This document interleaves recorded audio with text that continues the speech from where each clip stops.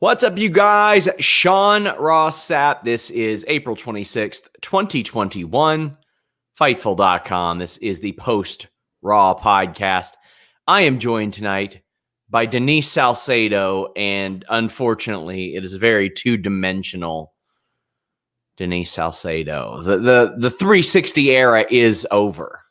Thank God. You know, I got the worst end of that yesterday. Like, you guys, you and Steven did not look as bad as I did. Like, I came out looking like Megamind's twin sister, okay? It was so embarrassing. And then I went this morning and I saw how many thousands of views there were. And I just thought, Jesus Christ, this is terrible. Oh, yeah. I was rooting for this video not to get that many views. And then I come on here and I'm thinking, great, of all the videos to get a ton of views, it's gotta be that one, huh? You're new talent, Denise, on the Impact show, so we got to make our money back on you. And the 360 version did get like 12,000 views, but thank you to I think it's over 25,000 of you that have listened, watched, whatever the Impact show across our platforms. But you won't be able to watch on YouTube for a while. Denise, do you know why? Why? What's happening? What'd I miss? I got banned from YouTube or from Facebook for 30 days today. Again? Sean, you've been banned like every other week. Yes, I have. I was banned a few weeks ago. Hear me out. You saw the pictures that I posted on Instagram, right? Of me and the Ted DiBiase wrestling buddy. It's sitting right over there. You all can't see it. I posted a picture of myself beating up a Ted DiBiase wrestling buddy when I was a little kid. And then me putting it in the $1 Million Dream now. One of my friends on Facebook, by the way, guys, don't add me on Facebook. There's nothing there for you, and I can't add you anyway right now. So my friend or comments and says, hey, I think I had one of those and a Sting when I was a little kid. And then I commented, let's beat its ass. And it got flagged for bullying and harassment. That's what it was? I got flagged for bullying and harassing a 30-year-old Ted DiBiase wrestling buddy. I even appealed it, and they upheld it, Denise. Sean, do you think it's because of your track record now? Oh, for sure. It doesn't trust you anymore. I'm sure if like anybody else would have done this, they would have just like let it slide. But you already have a reputation. Yeah, I mean, to be honest with you, I've gotten away with some pretty colorful language in the past on Facebook, but this is crossing the line. This is too much. You're being silent, Sean. This is it. You're being silent. You need to go and protest outside of Facebook headquarters. Where do they have their headquarters? Do they have I don't know, but I don't want to go there. I don't even know where. I don't even know where they have them. Oh, I'm assuming they're probably like in Silicon Valley or something like that. Yeah. I don't know. But you should go and you should protest. I appealed with the oversight committee. We'll see how that goes. I don't think very well. But guys, please leave a thumbs up. Please subscribe. Tap that bell for notifications. And donate a super chat. That will really help us get your questions or statement read on the air. Also, if you want to ask more questions every week, I do a Q&A show over at FightfulSelect.com. Just today, we had our Backstage Report podcast. It's 15, 20 minutes of just exclusive news every week from me, myself. And then today, I had news on a lot of the creative shakeup of Raw, as well as the Randy Orton injury update. As you saw, he's still working. He's still good, but I got an injury update on what happened last week. So FightfulSelect.com, and make sure you check out all of our great interviews. I interviewed Eddie Edwards this week, interviewed Chelsea Green last week. I got another one coming this week, and a big one next Monday. I just announced it this weekend. The former Steve Cutler, Steve Macklin, the first interview he's doing after his WWE release, dropping next Monday, Fightful.com. Make sure you guys check it out. We talked for over an hour. We talked about a lot of stuff. We talked about him, we started at the end, too. We almost Tarantino'd it. Like from his release, his very controversial release, him going to a party that got him fired, the Jackson Riker tweets, the Knights of the Lone Wolf, the Forgotten Sons getting called up, him being at the Performance Center for years, a whole lot of juicy stuff, Sean. Oh, we got a lot of good stuff there. A whole lot there. Check it out, guys. Also, Wesley Blake's release. There's so much going on. And look, people are already showing us some love. Kyrick says a small super chat to show some support for Fightful. Heck yeah. That's what we like to Especially see. since you got to make the money back from last night's show. Yeah, Richie just sent in a blank super chat. Richie, I assume you meant to put a message there. If not, okay, we just appreciate you. How about that one?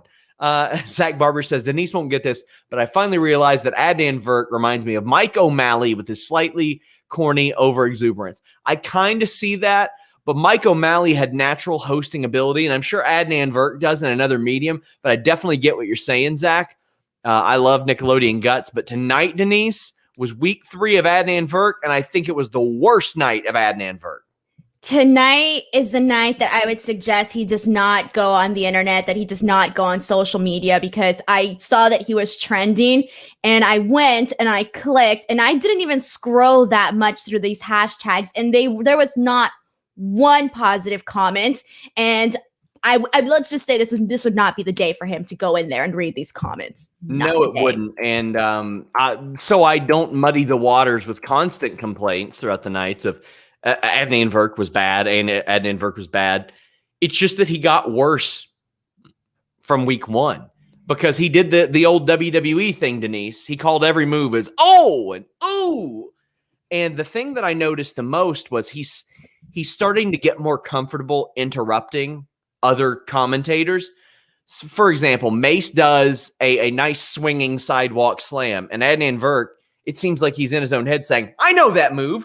Mace with a huge slam. And he cuts off somebody. And I'm like, man. Do you think maybe it was like, okay, the first week we're going to let it slide because he's new. It's his first day. The second week, people were just kind of, really maybe not even focusing on it. And then this week, it was just something that was more noticeable. But I'm not surprised whatsoever because, again, based on what I've read as to what has led for him getting this opportunity and his background knowledge, per se, of wrestling, of WWE, really was not that great. So I'm not surprised that this is the stuff that we're hearing. And also I have heard, because, prior to this, he was doing the MLB stuff, correct? So yes. I did hear that, some of the fans from that, obviously, that and watch, but I hear people that did watch that weren't a fan of his work there. So it is pretty interesting to see that, this sort of is something that it's a trend that we're seeing here. And unfortunately, it's just not looking too good for him right now. Richie says, Adnan Virk was bad tonight. We're going to need a bigger boat. Yeah, and he's trying to do the thing that turns off an awful lot of people, the pop culture references, like the promising young woman reference with Mandy Rose. It's like, ha, ha, ha, we get it. It was nominated for a bunch of Oscars last night.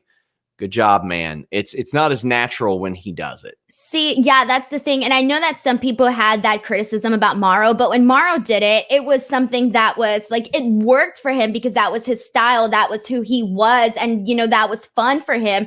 And I just it doesn't feel the same. And I was even wondering if part of the reason why today he came in here and he had a little bit more of those forced enthusiasms, part of me was wondering if a lot of this had to do with with what people were saying on social media about Morrow last night on Rebellion, where it's like, oh, did you remember what Morrow brought to the table that now you're like, hey, you should probably try to be a little bit more like this?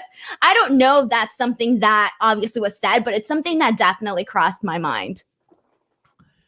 We have Ricardo Holt saying, missed Raw, would rather watch you guys. Hi, Denise. Hello there. Anakin JMT says, have a good show. Looking to get a VR headset to fully experience last night's epic post-show.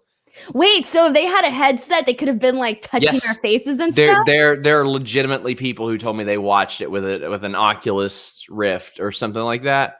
Yeah. And was it a better experience? We need to sell an NFT of that show, I think. Also this week, Denise, on Quizzlemania, I'm debuting my own NFT. Lovely. I just learned what NFTs are, and I'm still not even sure I understand the concept. Tune in to Quizzlemania, guys. Marie says, Sean, do you think Double or Nothing will have crowds? Yeah, they've been having crowds for a while. And what does Denise think of Taylor Swift Lover album, and where does it rank? Let's keep this one short. Oh, well, sorry. This is the thing for everybody. I'm not allowed to talk very much on this podcast. Thanks, Sean. The Lover album is fantastic, and that is all I'm allowed to say at the moment. Brandon Charles Powell says, wasn't able to catch the Impact post-show live. Watched the replay first thing this morning, and I thought I may need to call out of work. Fun way to start my Monday. We do have the regular version up now. Like, it is up. Sean, you know what was the worst part of that, though? Is that when you log big ass in, head? Yeah, it's my forehead. Like, that's the default setting. Yeah. It's just my forehead. Like, what if people didn't know, like, hey, I could move this around? I'm sure there's people out there that didn't know that they could move the screen around, and they just watched my forehead the entire show. I'm just saying, I know personally. What do you know, I know Sean? Personally, you're wearing your bangs down right now because you thought it might happen again. No, that's actually not the reason. I actually put extra makeup on just because I felt so terrible of how I looked yesterday. So I was like, I need to get extra dolled up for today to make up for how terrible I looked yesterday. Oh, man. Thanks, Sean. You did this to me. I blame you. Oh, guys. Kate Hensler says, big wrestling question. Why do I do this to myself weekly? I tweeted tonight, Denise. It got to 7:55, and I said, you know what? I'm going to wait until 8:45 and watch this show. 15 minutes of commercials each hour. And then I got to 8:45, and I saw the tweets, and I said, nope, I'm going to wait until 9. I waited until 9:10, and I was caught up within 67 minutes. So next week, I might try for 9:20.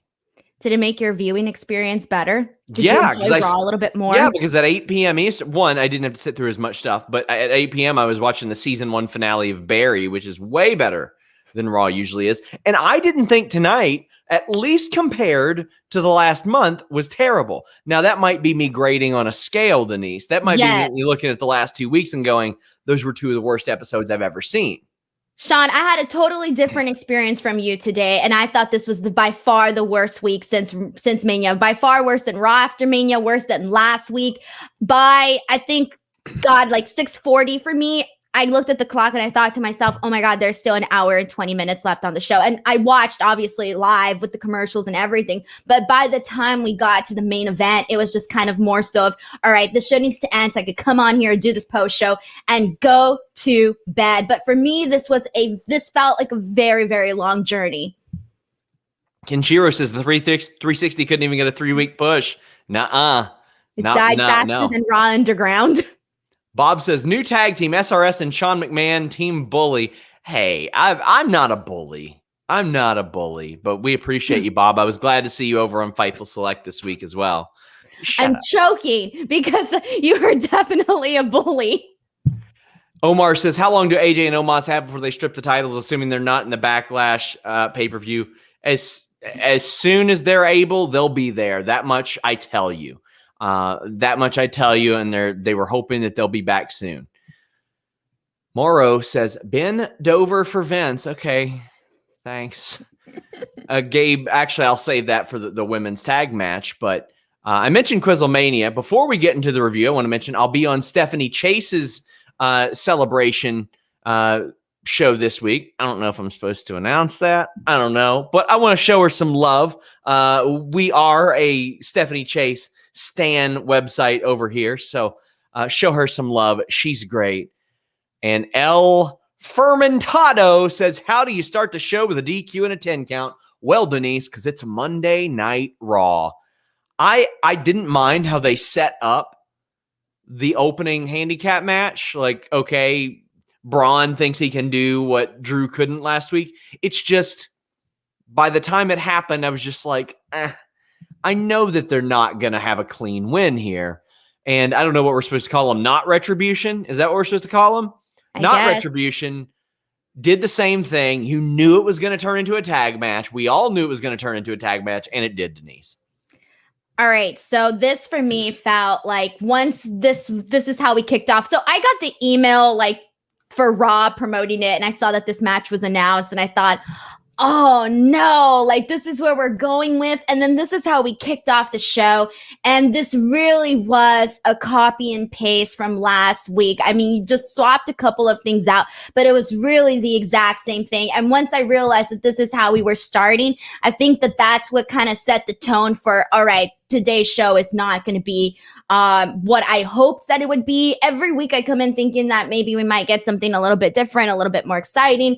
And I even tweeted that out prior to the show and everybody laughed at me. Hell, I laughed at me. And this was just this exact same thing. And there's certain things that I think could have been done differently. I really do think that like if they really were serious about T-Bar and Mace, they would have just let T-Bar and Mace actually beat Braun Strowman. Like it would have not hurt Braun Strowman whatsoever. They didn't have to turn this into, exactly what they did last week. And also I do think that they really do need to ditch the names for T-Bar and Mace, because at this point, like, the names are soiled and I can't get past it. So for me, it made both Braun Strowman look dumb in this and it made Drew McIntyre look dumb in this. And I have way more to say about Drew McIntyre and his booking since WrestleMania. But for now, this is where I'll say I did not like anything that was done in this opening segment whatsoever. And I completely get it. Like I could think of worse things than watching Drew and Dijak work, but it's just, and you can tell that they hastily planned this unmasking and stuff because they were wearing like New Japan Young Lions all black gear with nothing on them. All right, I guess. We saw this last week, but the roles reversed, and then Braun power slammed Drew after the match because Drew accidentally hit Braun. Now, they are leaning awful heavy into Drew and Braun. We're talking 4 matches with each of them over the last 2 weeks. That's going a little too heavy-handed, I think. And even the verbiage too, like going back to T-Bar and Mace's promo, like even that for me, like it's coming across as too cartoonish, and I can't take them seriously. I really can't. Like they need to completely, like, I get it. They took off the mask and all of that, and I'm 100% here for that, but they do need to rebrand them because this is just not working. Moro says, where's AJ? Omos wasn't cleared a couple weeks ago. So that's all I know. DJ the Kid says, the only thing this segment was missing was Teddy Long making it a tag team match, playa. I wish they had at least like a button they could press where you could do that. That's what they need. You know what? Where they have the dog for Roman Reigns entrance, the hologram. They have just Teddy Long pop up. It's a tag team match. I'll take anything right now. Anything that's new, I'll take it. Evan Wright says, Dijak and Dio helping Braun win at Backlash. I could think of worse things than Braun having a couple of guys with him like Dio and Dijak, but I don't know. He's been beating him up for a couple weeks, so that wouldn't make a ton of sense, I guess, unless they made sense of it, and that's not something I have confidence in WWE doing, Denise. I don't think so either. I mean, if this was something where everybody looked good and not everybody was being hurt by what they're doing in these storylines, then I would probably say yes, but at the moment, no. Ragelack says, it's crazy how more established SmackDown's men's divisions is. Outside of Lashley Drew, who's the main event stuff? They have no one to face Sheamus, while SmackDown has Cesaro built up, a juicy Zayn, KO, Big E, Apollo 4-way for the title. You should always have 2 or 3 people ready to go. But that's not what WWE does. They book pay-per-view to pay-per-view, and then they're like, who do we got? Who do we got? Instead of building someone who will be ready after the next pay-per-view, Denise. And this were some of the criticisms that I was planning on bringing up during the main event. So I'll probably go in depth more about that, but I do have to agree with that. And to be honest, right now at SmackDown, I wouldn't even say it's looking that much better right now. I mean, I'm sorry. I thought that, the ending of last week's this Friday SmackDown just made Cesaro look absolutely like a side dish, plan B, you name it. I didn't think it made me as a viewer have any more interest in him and say, hey, I'm rooting for this guy. No, nothing whatsoever. So I wouldn't even go as far as to say that SmackDown has much more options. They have, the options are there. It's just unfortunately nobody's actually being built up.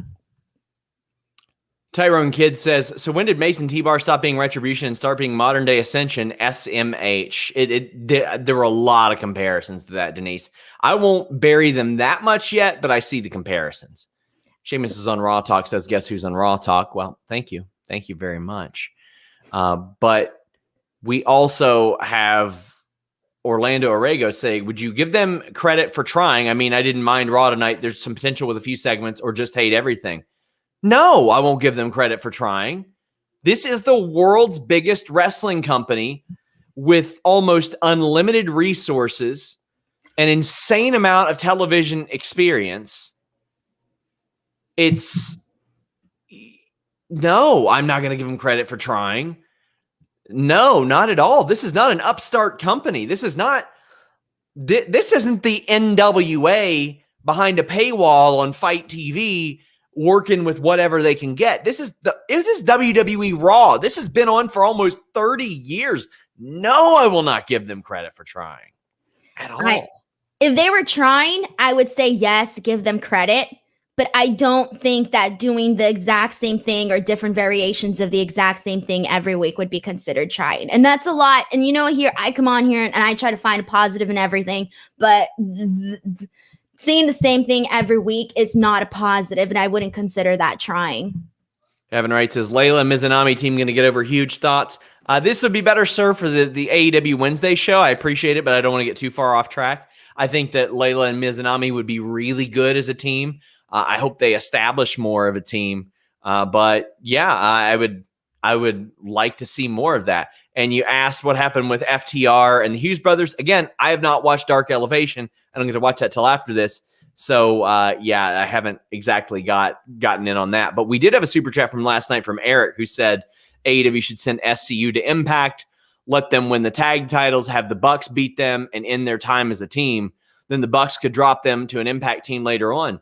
I actually like that. SCU have a ton of history and Impact, so I think that would make an awful lot of sense, and they could be basically Impact wrestlers for a little bit and add a little bit of buzz there. I think that'd be cool. I actually wouldn't mind that for a couple of the several young talents and tag teams on the AEW roster that don't always get to appear on Dynamite. I do think that appearing on Impact would definitely be a positive all around. Jamie Miles says, Vince hates tag teams but books tag matches. Yes, because it's lazy, easy booking, and he can put the singles guys over the tag guys. Kenshiro says, Dijak looking like Wallace and Gromit versus Mad Max. Very clever. Norm Summers says, two named Summers coming in at 180 miles up from the road. Okay. I thought you were about to say, I was like, man, are you in space? What happened? He says, pie chart Salcedo. What percentage of Raw was the same as last week? Sloppy shop and lazy booking. It is a lot of lazy booking. Did you see my meme? Of course I did. Yeah. Oh, thanks. I just thought you ignored me 24/7, Sean. What's that supposed to mean? No. Yeah. So anyways, I just put, you saw my meme. Raw, last week's Raw and this week's Raw, but in yellow. Yeah. All right. I make myself laugh. Dark Saturday sends a super chat and says, spending a bit of my 21st birthday money to support the finest media personalities in wrestling. Hopefully tonight's Raw episode was at least decent. It was for me because I got to watch it in under 2 hours. Sorry, Denise, but you know what? Let's skip ahead and talk about... No, let's not talk about one of those decent things. Let's talk about the tomatoes. Okay. How did I sense you were going with food? Do you have any idea how much I snacked during this edition of Raw? Probably a lot. Yeah, I had chips and a baguette. That big ass head. Anyway, Zach Barber says, how is Riker the only forgotten son left? It is mind-boggling. It's sad. It's very sad that man, it's sad that he's the one that's left, especially after the work that I know that Cutler and Blake put in. But they're out there. It's Riker, it's Miz, it's Morrison, it's Elias. They're talking about being music geniuses. And Damian Priest and New Day come out and throw tomatoes. And I got to say, I actually didn't hate the tomato throwing. I love throwing shit at people. It's fun, whatever. But what I hated was nothing after it made sense, Denise. Ideally, what they should do is, okay, there's no match. They got to clean tomatoes out of the ring. The heels will be really mad. And next week, Adam Pearce is like, I can't in good conscience let this match happen right now. Everybody's too heated over these tomatoes. You set something up for the next week. No, what they do, Denise, after 732 camera cuts, they cut to a commercial in the middle of the most exciting thing of this 28-minute segment. 28-minute segment, Denise. Oh, dear. They cut to a commercial. And these heels are so mad that what do? Headlock. And Elias patiently waiting to start the match. I had a wrestler reach out to me and be like, that didn't make any sense. They just slap on a headlock after that. They just got embarrassed. They just got humiliated. Oh, what the hell, Denise? Where do I even start? All right. So first of all, this really, with the whole concert and the way that they got things going, it really made you miss The Rock and The Rock's concert. So that was one thing that I did have to know. But I just kind of thought that in the beginning, they made Damian Priest look a little silly too, because he comes out and he's making fun of The Miz for getting beat by Bad Bunny. But I was like, bro, you got beat by The Miz. So that isn't that great either. And the tomato spot, okay, I allowed for a little bit. I get it. Throwing things at people is funny, but to be honest, I just like the whole setup to it wasn't enough to like actually keep me like, all right, this is great or anything like that whatsoever. This match itself, one change I think would have made this so much better, and that is if instead swap any of the guys out, whether it be Jackson Riker or Elias or The Miz, I don't care who, swap one of them out for Morrison. How Morrison wasn't included in this match and how he was, out on the ring instead is, I can't even fathom that. But the point is that if they would have just swapped him into this match, the dynamics of this match would have been a lot more fun and a lot more interesting. And the only spot I even enjoyed in this match was actually the only spot that towards the end, I think when Damian Priest did that flip to the outside of the ring, that was the best part, and that was it. That was the only memorable moment from this match. Snoozer. I joked online that like Riker being in this match was a rib, and we were not in on that rib. This match was just like, and they try to make Damian Priest as less cool every week, having him read this shit. It's so ridiculous. Gabe Teal says, when's this feud going to end? They've been feuding since February. Yeah, move on. Move on. February? It's going to be a couple more months, man. We know things last 6 to 8 months.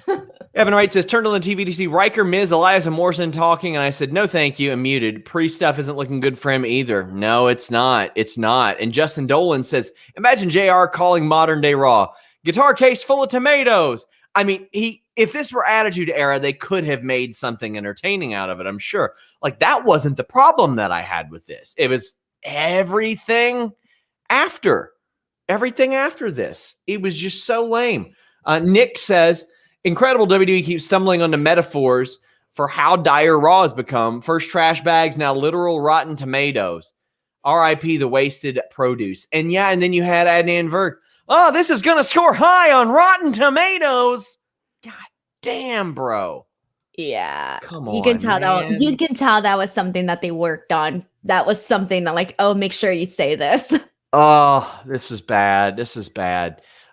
Just Moro says, honestly, who throws a shoe? Oh, Denise, you know what that's from, right? No. The Austin Powers movie, the guy who threw the shoe? I've never seen Austin Powers. I'm sorry. Really? Well, Yeah. Austin Powers gets attacked by a henchman who throws a shoe at him. And he looks at the guy and he goes, honestly, who throws a shoe? Do you want to know the answer to that, Denise? What's the answer to that? A gang rapist throws a shoe. I'm very confused. Oh, yeah. I'm going to do a full video on this in the future. It's in the works.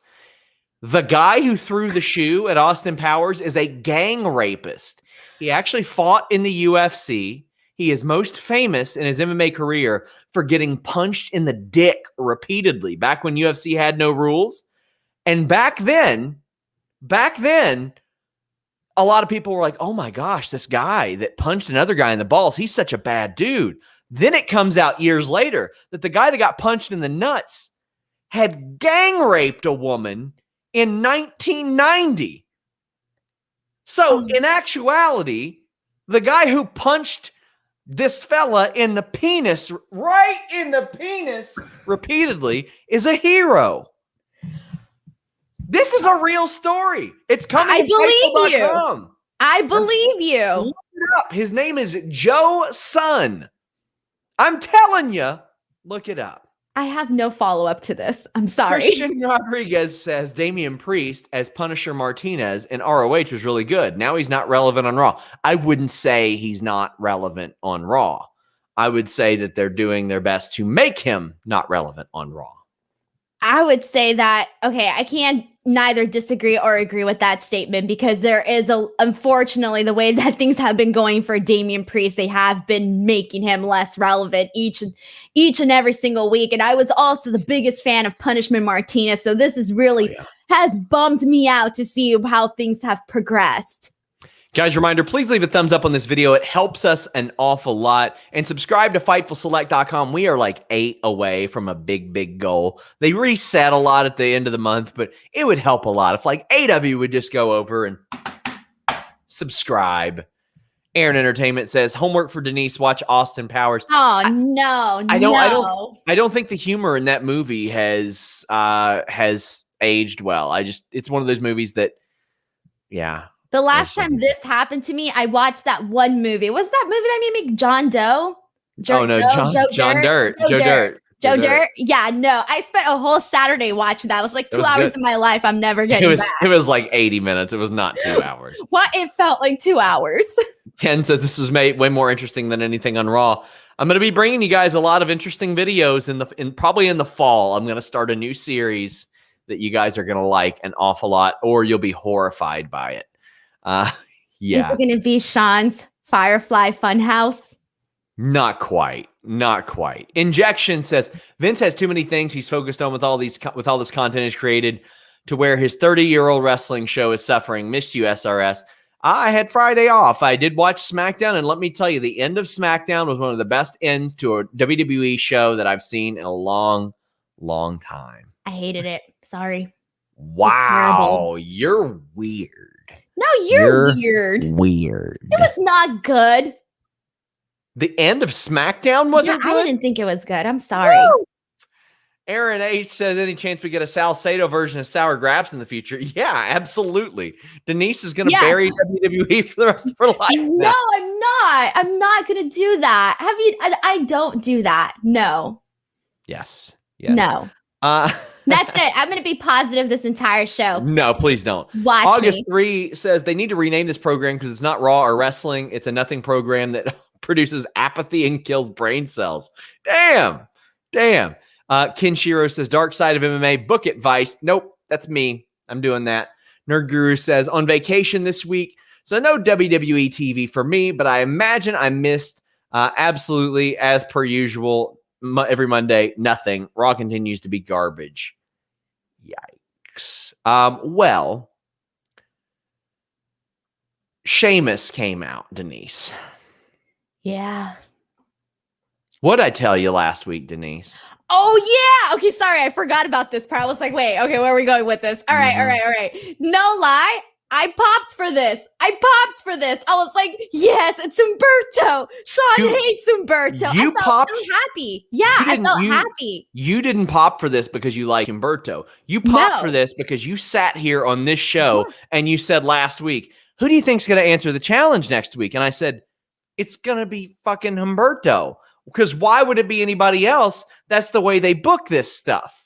Okay, that's not necessarily why I popped. I popped for this because I was like, oh, I know Sean's going to be pissed when Humberto comes out. And that is why I popped. I was like, yeah, go Humberto. I was rooting for him. You know what? I didn't think this was terrible, okay? Based on all the events that transpired on today's show, I didn't think Humberto coming out was the worst thing, all right? It was the most predictable horseshit. Now they're going to have a match. Predictable, yes. Okay. Whoopty-doo.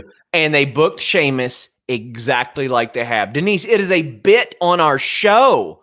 We've made fun of this for years about how Sheamus is booked as a heel. He is a bully. Then they punch him in the face. And then he's like, what? That baby face that I made fun of, that I bullied, hit me?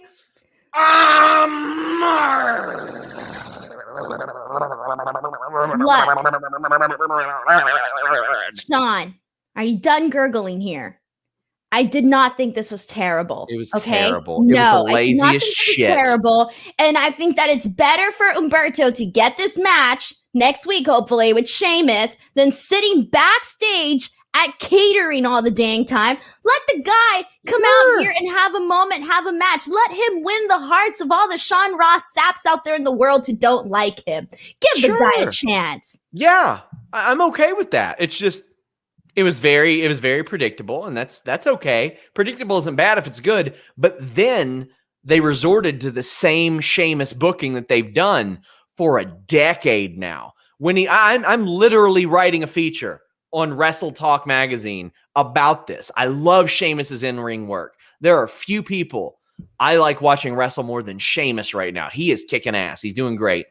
But they've booked him the same way. When he's a babyface, he comes out and makes wisecracks. He's walking down the ramp with the microphone, making little jokes and all that stuff. When he's a heel, it's always this. Always this. Except when he was with the Bar because he shared the spotlight with Cesaro. He deserves better than this. He was wrestling on borrowed time, and he is giving them his body right now, and they're booking him doing the same shit they had him do. And let me tell you, I covered SmackDown when there was no brand split, so I saw a lot of this because sometimes they would do it 2 times in a week. Oh, man. Well, I feel like you can also make that argument for probably a couple more people that A, they deserve better, and B, they've been booked the exact same way for like ever. Yeah. Taxel says, I was a huge fan of Humberto until they taught me not to care, just like The Fiend.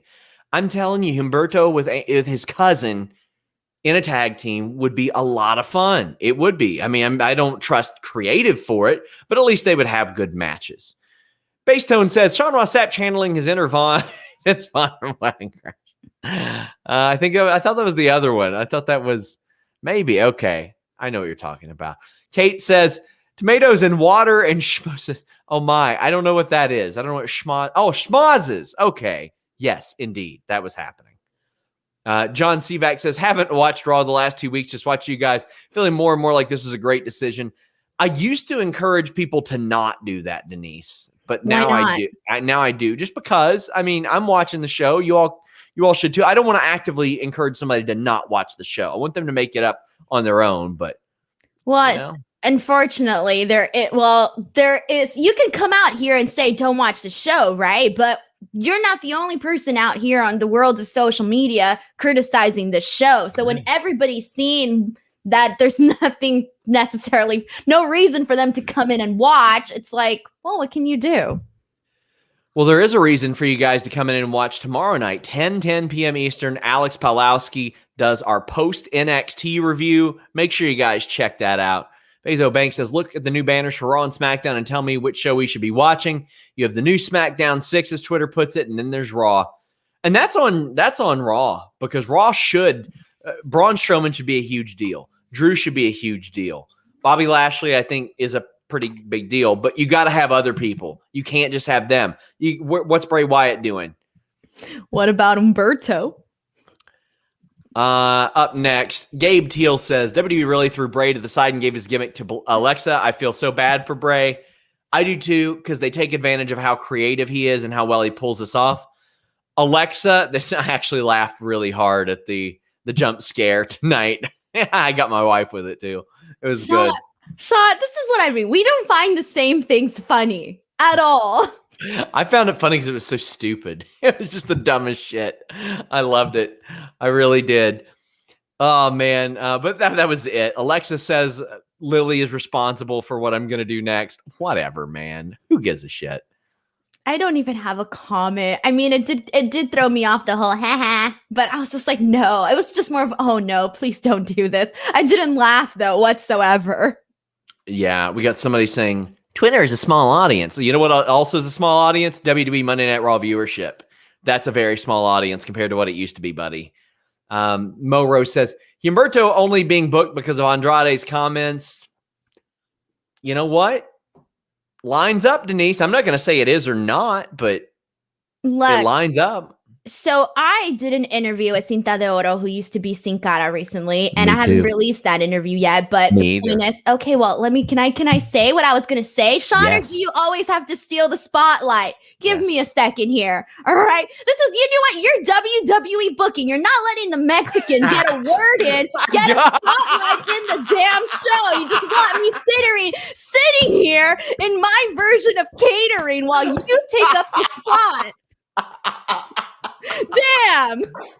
All right. What I wanted to say doesn't even matter anymore. What I wanted to say, though, is that we spoke about the fact that as Mexicans, unfortunately, we're not always in unity in terms of speaking out together cohesively as a group to say we need more opportunities. And that is one of the big things that is lacking when it comes to this whole argument about Mexicans and representation on television, especially for, speaking in wrestling and American promotions and all of that. And we were talking about that. So if this is something of, let's just say that because of Andrade's comments, he did get some sort of opportunity, you know what? At this point, so be it, because nobody is speaking out and nobody is saying anything. Like, I don't know what it is. I guess it's just the culture, but we don't necessarily unite to speak out. And look at what happens when people actually speak out and say, hey, we need to do more about this. And that's why I'm speaking out. And we demand Denise Salcedo actually gets time to speak on this show. Evan Wright says, must be nice, Sean. My heart's pounding. Is Sasha shooting the Mandalorian again? When she does, it's not going to take up as much time as you guys think it's going to take up. That much, I promise you. But yeah. Up next, we have probably what I consider the best thing on the show. Riddle and Randy Orton just talking to each other backstage. And they got some good chemistry in these promos. I really like this. Like the back and forth. Randy Orton saying, I'm not sure what planet you're from. And Riddle just says, Earth. He's like, shut up. We don't have a lot in common. And Riddle goes, except we're both from Earth. This was really good. I thought this was the best thing on the show by a mile. It was one of my favorite things on the show, yes. And that I haven't necessarily always loved all of the backstage stuff that they've done with Matt Riddle, but I liked this. I really did. And I thought that the chemistry that between Matt Riddle and Randy Orton actually worked out really good, because when Randy Orton shows his funny side, it actually comes across like very enjoyable, similar to because it doesn't come across as forced or it doesn't feel fake. It actually feels like it's something that genuinely he thinks is funny. So it comes across like that on the show. And I didn't like what they did last week. I love what they did this week with them. So I was a fan of this, and I actually would like to see more of RKBro. Is that what they're RKBro? RKBro. Riddle even said it was catchy, or Randy Orton said it was catchy. And Riddle was like, hey, we'll get matching snakeskin Speedos. And Orton was just like, shut up. Let's go do this. I got us a match. Get in your super chats like Jason Blair did. He said, glad I tuned in. Time for the RK-Bro segment. And CJ Dar says, hopefully RK-Bro leads to more focus on the tag team division in the future. I hope anything does, because the more important things are, it's a domino effect. The more important one thing is, the more important other things can be. And they had a match, and they teamed up, and Riddle worked the babyface role. And hey, that's probably good. I reported on a Randy Orton injury today, so good reason why he wasn't working the lion's share of this match. Riddle can sell his ass off. And they got the win. And Riddle even got tagged in to finish the match. I loved Corey Graves, anticipating Randy Orton. He's like, oh, and here comes the RK. Oh, no, that's not it. And now Randy Orton's going to turn on Riddle. Oh, no. I love that he was, waiting for it. I thought this was a lot of fun. Actually, I thought it was a lot of fun too, but my favorite part was actually when Matt Riddle celebrated when he got the tag in. He's like, yes, this is happening. Woohoo. I thought that was really funny. There are some people, when Drew is backstage dorking out for Hulk Hogan and posing with him, I don't think it makes him look good. When Matt Riddle's doing it, that's a little bit different. That fits him a little bit more. Matthew Karen says, anyone else do the bite along with Lily? No, I do not. Shovel Ross Sapp burying Denise. Finish him, Denise. Fatality. Denise doesn't even know anything about Mortal Kombat. That doesn't work. No, I don't want to watch Mortal Kombat. It looks really boring, but either way. It was fun. It was all right. I don't even know what it's about, so. Wow. Well, at one point, now I can't give away spoilers. I can't give away spoilers on here. Sonya Deville is backstage. Now, I did see some people say, oh, well, she's on SmackDown. What the hell is she doing here? I should reiterate, I am a stickler for the brand split and all that. She did not get drafted. She is not on any brand. She was out of WWE. She is an official, just like Adam Pearce. I thought she was on the SmackDown brand. She was not drafted to SmackDown. No, she wasn't even in the draft last year because she had been... she lost the match at SummerSlam to get out of WWE. And she's got Charlotte Flair. She brings out Eddie Oringo, the referee, says that Adam Pearce's decision to suspend Charlotte was rushed. Charlotte apologized for manhandling Eddie, and he says that he accepts the apology. It would have been a DQ if he had seen it. But Charlotte wants an apology too, and he gives her one. And then she says, "Good boy." I loved this segment. I thought this was natural, easy, common sense booking. Easy stuff. What'd you think of this? I think this is the best way to utilize Charlotte Flair. I think she's good in this role. I liked everything that she did in here. I found this exciting. It's kind of, to me, there was only a few things on this show where I was kind of hanging on, wondering, well, what's going to happen next? What is this person going to do next? And this was one of those segments when I was watching, I was thinking to myself, all right, cool. I like this Charlotte. What is Charlotte going to do next? Is she going to snap right now? When is she going to snap? When is she going to go mad? And I like that. And I feel like it's such a natural fit for her to do this role that I have and that's okay. So I'm going to bring this up later on because it coincides a lot with Rhea Ripley and completely the polar opposite of what I think they should be doing with Rhea Ripley. But in the meantime, I just want to say that I'm a fan of what they're doing right now with Charlotte. Yeah, I liked it an awful lot. I thought it was good. Somebody says they thought she was a SmackDown official only. I don't know if they ever said that, but that's very easy to get around. It's a simple, no, she's not type of thing. But backstage, Adam Pearce is not happy about this. Not happy. Sonya says that she was trying to tell him ahead of time. Didn't end up happening. Now she's not allowed to make what's her power? Like, is she not allowed to make decisions without the approval of Pearce? Well, originally it felt like she was his assistant or something. So I guess that I'm hoping that will be clarified a little bit more in the future. But we saw some stuff with Mandy and Dana that would circle back, and Sonya approaches them and is like, "Hey, you guys are bullies. Mandy, you're going to face Charlotte." I'm like, okay, cool. This is a short enough match. Of course, they had to work in a distraction because it's the women's division, and they do that because WWE is very lazy about that, and you got to have a distraction. But Charlotte wins a pretty short match. We had Zach Barber say Charlotte is uber talented, but she's already over. Can they please get anyone else over? I don't have a problem with a single thing they did with Charlotte tonight. She is a top star, and I don't mind it at all. And I actually like this. I thought this was common sense booking as well. Have her beat somebody that makes Charlotte look good, doesn't hurt them at all to lose to her, and that's what they did. The match was fine. I thought the segment was good. And it felt a little bit new because it's not something that you see every day. So the match was fine. It was a match. Like, I didn't think it was anything special, but for the most part, it was perfectly fine. Also, I should circle back to the RKBro thing. I'm glad they're not splitting up. There's a segment on WWE Digital I have not watched yet, but they did like a 90-second backstage thing. But you just know they're going to have those two face Shelton and Cedric again next week. You just know what's going to happen, and that's frustrating. Very frustrating. That is, especially because there's no reason for us to care at the moment about Cedric or Shelton. Yeah, Robert says, all I said was, why throw Virkin to Raw? Why not start him on 205 Live main event? I realize now Tom Phillips is pretty good. Yes, Tom Phillips was a very underrated person that for some reason Vince just keeps moving out of this position.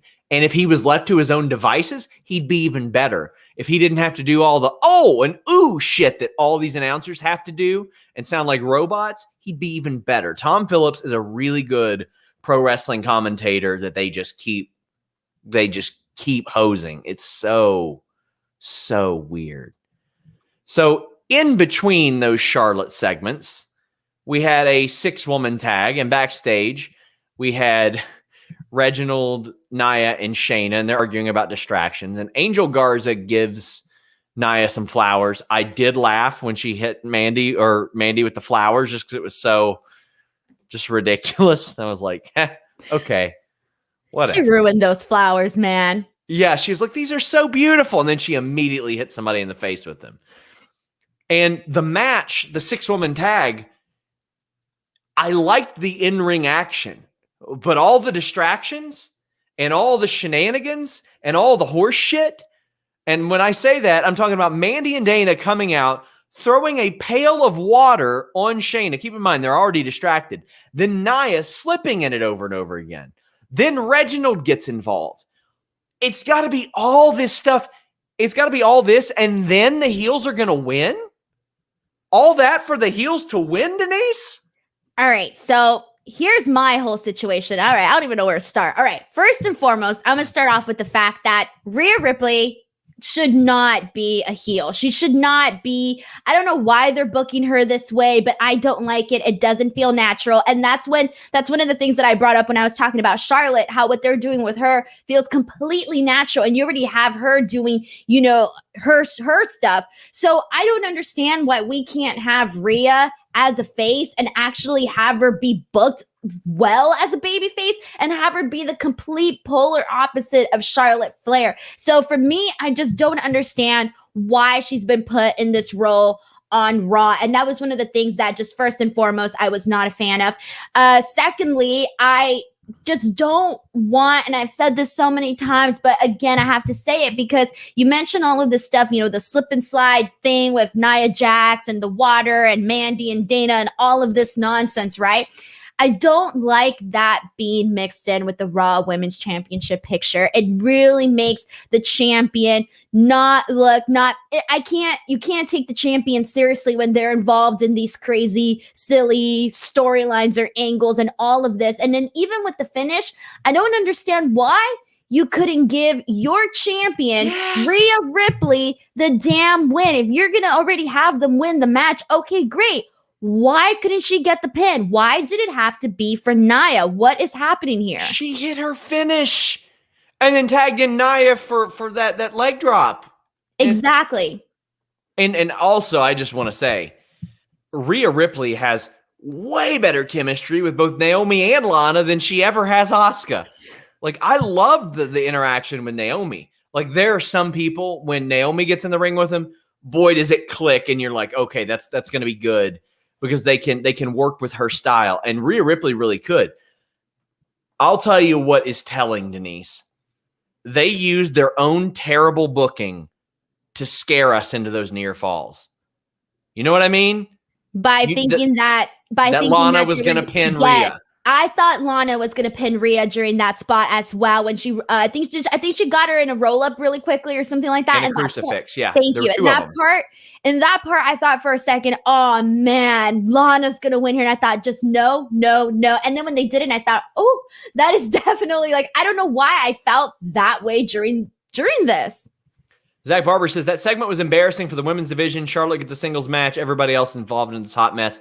Bro, you got to get rid of the hate boner for Charlotte, man. She is a top star. Like, they could have done that and something else. Like, it doesn't have to be one or the other. Like, they did a lot of stupid stuff, but this is not Charlotte's fault. It ain't Charlotte's fault. I mean, you are being sold a ticket by Charlotte right now because this is her whole gimmick right now. Richie Goodcare says Rhea doesn't come off as a major champion. She's just there. Seems like she's fourth in the hierarchy behind Charlotte, Nia, and Shayna. I don't disagree with that at all. And that thing that you mentioned, Denise, her not just getting the pin, that adds to it. It does. It doesn't make her look like a dominant champion. It kind of looks like, all right, we wanted to make a little headline for WrestleMania, so we crowned a new champion, and that's it. Sexy Pheasant says, come on, gang, let's start a Save Shayna trend. I mean, she won tonight, so save it for another night. I think probably. At this point, save Rhea trend. YouTube Championship Wrestling says Raw Women's Division is the worst in the world. Oh boy, it ain't the worst in the world.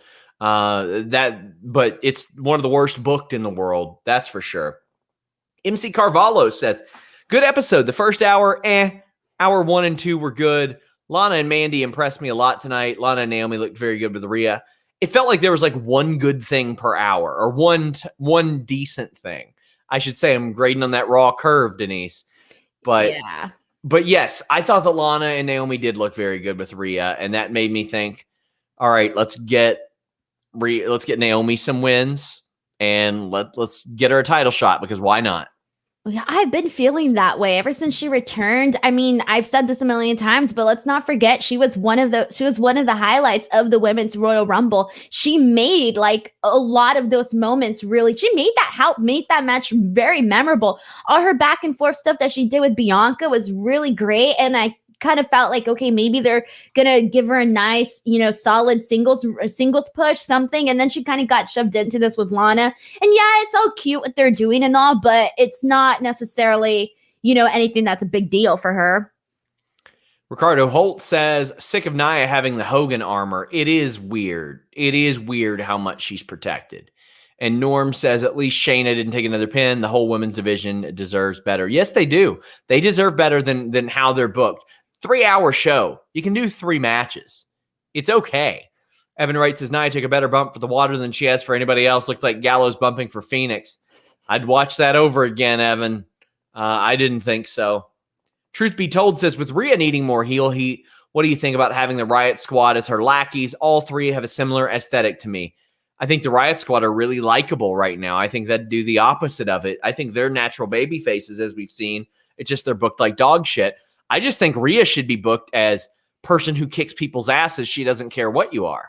Yeah, she's lost a lot of that. She's lost a lot of you used to look at her and think, okay, she could kill anybody. Now it doesn't. She's losing that. Gabe Teal says, do you ever think they'll get rid of the women's tag titles? They seem pointless, and it's the worst thing on the show most weeks.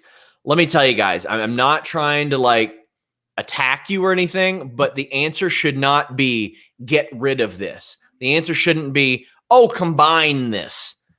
And the answer should be, they should just book this shit better. They should just book better. They should make it more important. They created them. The reason they created it was because there was so much talent. They've got talent. It's a matter of not writing lazy, reheated stuff. And unfortunately, they do that.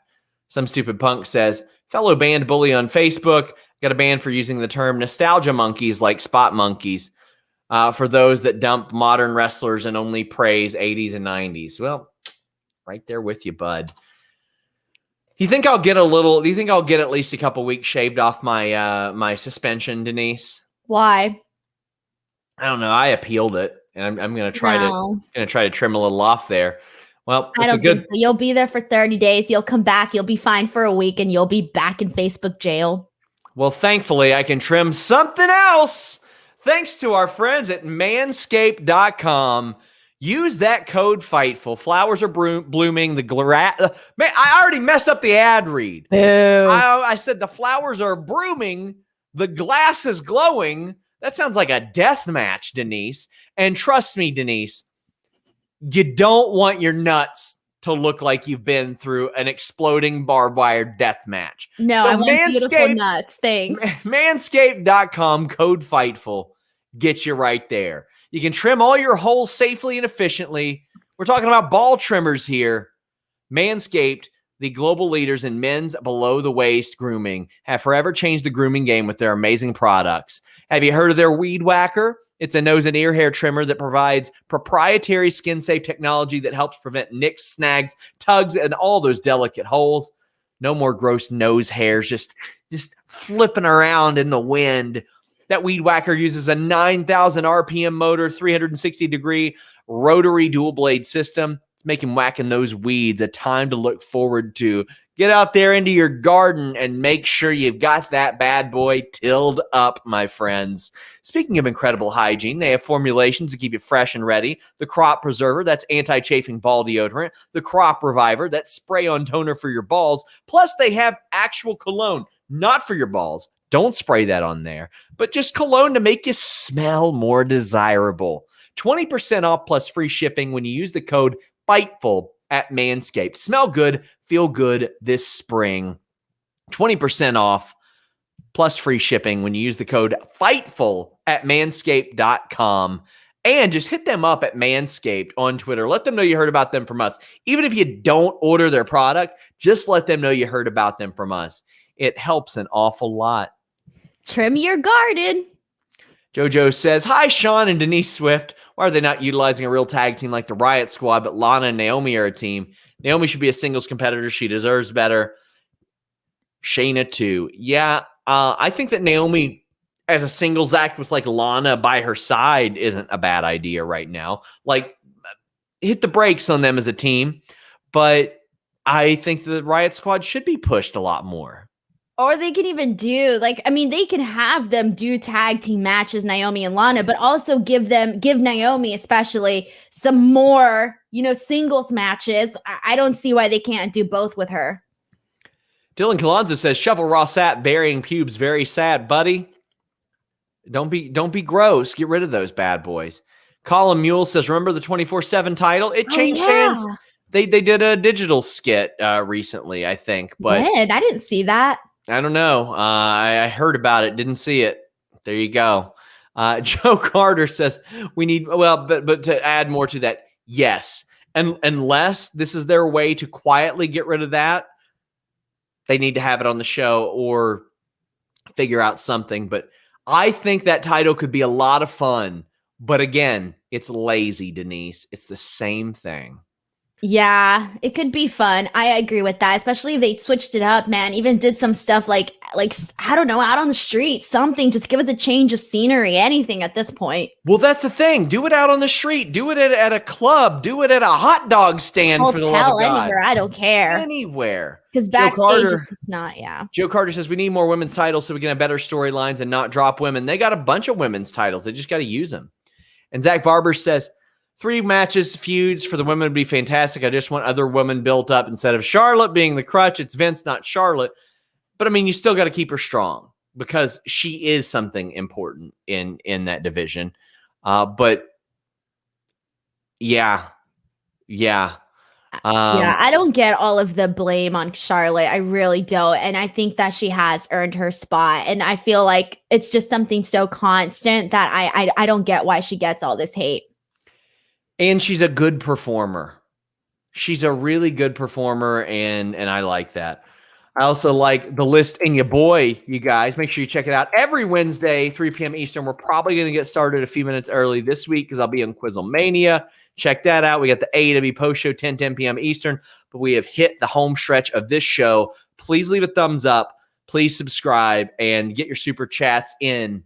Throughout the night, Braun Strowman, or actually Drew, went to Adam Pearce and said, hey, I want Braun Strowman. Braun Strowman said, yeah, well, I didn't get pinned in that match. Randy Orton did. I want an eliminator match to be a top contender. And Adam Pearce said, okay. I mean, that's cool. I'm cool with that. It added some stakes to this. MVP and Lashley, understandably, were not happy, Denise. And I'm glad that MVP explained it. He was like, that's how Lashley lost his U.S. title.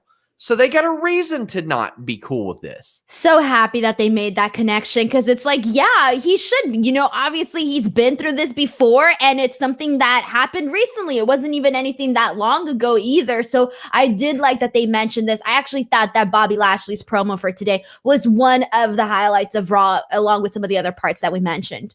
He's getting more comfortable. He's doing that thing like in Impact where he woke up and he's like, I'm the baddest dude in this company. And then he's acting like it. And I really, really love it. This is his chance. Like, you don't know if he's going to get this chance again down the line. I don't know. This is it. Like, this is the opportunity to really make it into something. And I get it. Like, there isn't very much, there isn't very many options for different stories for him at the moment. So make it work. And I do feel like we're finally starting to get that ball rolling with him there. This is his run. And Jamie Miles said, Drew versus Braun? What happened to Drew versus Bobby? Well, I mean, that was set for WrestleMania Backlash, but now it's going to be Braun Strowman in that match. And nothing gets me hyped for a title match like one of the participants getting distracted like a dork and pinned. Now, the match itself, again, I liked. It's a sirloin beef sons of bitches match. Drew threw Braun all the way across the ring. Braun caught Drew in this badass powerbomb. There was an avalanche brain buster that looked badass. That was cool. And then they did all the distractions. What the hell? I think for me, it's just like the number one thing that I've been noticing since, WrestleMania, heck, since Drew McIntyre really lost the title, it's really been just like the booking for him has not been that great. It's like he went from being this guy that was being protected. You knew that he was one of their top guys as the champion, obviously, all of that. But since then, it has just kind of fallen apart. And here's the thing is that besides, Drew McIntyre, I know they're including Braun Strowman into this now, but who else is there that has been built enough to actually be an appropriate challenger for Bobby Lashley? There really isn't anybody else out there. And they literally put Braun in this because there was nobody else and they didn't want to make it feel like it was the exact same thing that we just saw. So it's kind of telling that there really isn't very much option for possible storylines, for possible feuds, for Bobby Lashley, your champion. So, and this, unfortunately, like seeing Drew, essentially laid out and pinned is one of the examples as to why nobody cares about these baby faces that WWE creates. This was exhibit A of that. So Lashley and MVP caused the distraction because they won a one-on-one match. And that gets Drew the advantage. That's who they want to win. Then not Retribution come out, cause a distraction, and Drew gets pinned. This has to lead to some anger between MVP, Lashley, and them because they have been colossal screw-ups throughout this. I mean, maybe not colossal screw-ups now that I think about it. It's just they aren't booked strong because they've had 4 matches and somehow won a couple by DQ and count out, but they haven't done anything to really affect these guys. In fact, they made it more difficult for Bobby Lashley. Somebody asking Keith Lee's status, he ain't cleared. But do you think that goes anywhere? Or do they just abandon it next week? I think next week it's going to be something that's abandoned. I don't think it's going to be something we're going to circle back on. So sad.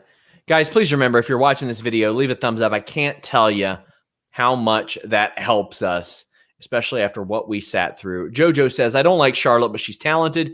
I just think the overexposure and the title picture and the character development before now did it for me. I agree. She should not necessarily be in the title picture. I think she should run through everybody until she can't be out of the title picture. Lucha says, I got here late, but had to pay up for the visuals from last night. There was 2 caps and a stem wavy. And Ian says, keep staring at the UK behind you, Sean. I want to say RIP Terrence Clark. Yes, Kentucky basketball player Terrence Clark unfortunately passed away last week. It hit our area really, really hard. Sending love to his family, his friends, his teammates, his coaches, and of course his fans. That is tragic. Just 19 years old. So terrible. Mike Dempsey says, not Raw related, but how bad do you want to see Ospreay versus Omega? I bet it'd be a great match. I think it'd be really, really good. But yeah, I don't know if that's going to be happening. But it's a dream match for sure. Yeah. And if they wouldn't have combined those 2 belts, Omega could win 2 more. Oh, man. Denise, tell the people what you got going on. All right, I got tons of stuff going on, guys. Just follow me on Twitter and or on Instagram @ Denise Salcedo. Go there. I have a million shows a week. Again, I'll be covering NXT, AEW, SmackDown, just everything. So make sure you guys go and follow. I post all the links on there. And that's kind of about it. Mike Dempsey says, thoughts about a woman's intercontinental title of some kind or some kind of mid-card belt. That's what the tag titles are. They should use those. I like the idea of it. But I think they could also do some stuff where one of their titles is floating, but they just went away with that as well. Guys, we have so much coverage. We have the Impact post show. We had a UFC watch along. One of the greatest UFC cards of all time was Sunday. I got an Eddie Edwards interview. I got another interview coming up Thursday. But we've got just so much stuff over at Fightful.com. Please subscribe to Fightful Select. Until next time, we're out.